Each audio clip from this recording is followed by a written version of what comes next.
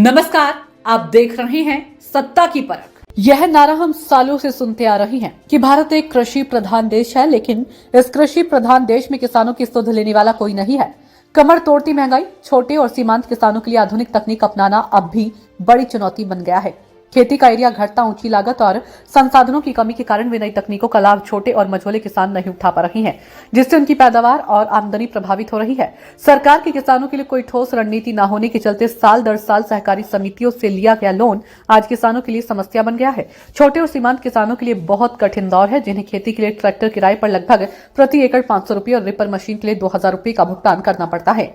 यही नहीं, खेतों की सिंचाई के लिए पानी भी मूल्य चुका का लेना पड़ता है। इस स्थिति में आप कैसे सोचेंगे कि कीटनाशकों के छिड़काव के लिए ड्रोन का उपयोग किया जाए या पौधों को प्रभावित करने वाली बीमारी का पता लगाने के लिए सेंसर का उपयोग किया जाए, और उसके बाद भी किसानों की फसलों का उचित दाम तो मिलता ही नहीं। अगर कहीं किसान अपनी फसल बेच देता है तो फसल की कीमत के लिए महीनों इंतजार करना पड़ता है। वेस्ट यूपी की अपनी मिठास और चीनी उत्पादन में अपना खास रुतबा रखता है, लेकिन यहाँ की छोटे और सीमांत किसानों की क्या स्थिति है, ये सुध लेने वाला कोई नहीं। मुजफ्फरनगर जिले के झंझाना क्षेत्र के किसान ने कर्ज में डूबे रहने से गोली मारकर की आत्महत्या। तो वहीं परिजनों का आरोप है कि चीनी मिल गन्ना मूल्य का भुगतान नहीं कर रही थी, जिसके चलते बेटी की फीस और पत्नी का इलाज भाई नहीं करा पा रहा था। इसलिए वह और तनाव में था। जबकि सरकार तमाम दावे करती है कि किसानों की गन्ना बुकाई का भुगतान निर्धारित समय में कराया जाता है, तो इस किसान को भुगतान में क्या समस्या थी जिससे आत्महत्या को मजबूर होना पड़ा।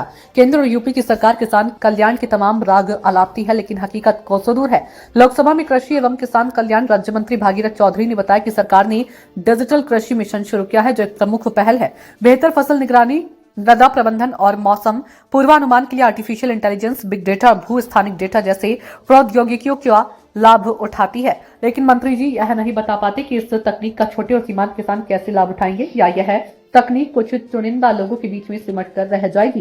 वेस्ट यूपी के खुशहाल समझे जाने वाले इस क्षेत्र में किसान की आत्महत्या सरकार के दावों की पोल खोलती है। मृतक किसान आजाद अपनी बेटी की स्कूल फीस, जो लगभग 40,000 रुपये हो गई थी, को नहीं जमा कर पा रहा था। स्कूल वाले बार बार फीस जमा करने के लिए दबाव बना रहे थे। पत्नी भी 1 साल से बीमार चल रही थी। मृतक किसान आजाद के परिजनों ने बताया कि बैंक और सहकारी बैंक समिति का कर्ज के साथ ही उसे चुकाने का कोई रास्ता नजर नहीं आ रहा था। इसी की वजह से आजाद शराब भी पीने लगा और कर्जे से परेशान होकर आत्महत्या कर ली। मृतक किसान के भाई धर्मेंद्र ने बताया कि आजाद के पास 15 बीघा जमीन थी। कुछ समय पहले 2 बीघा जमीन बेच दी थी। सियासी जानकारों को कहना है कि बढ़ती महंगाई और बेरोजगारी का असर आज हर क्षेत्र में देखने को मिल रहा है। किसान, मजदूर सहित मध्यम वर्ग परेशान है। टैक्स की मारामारी ने आम आदमी के जीवन को प्रभावित किया और सरकार केवल धार्मिक आयोजनों में व्यस्त है। ऐसा लगता है कि किसानों व मजदूरों की सुध लेने वाला कोई नहीं।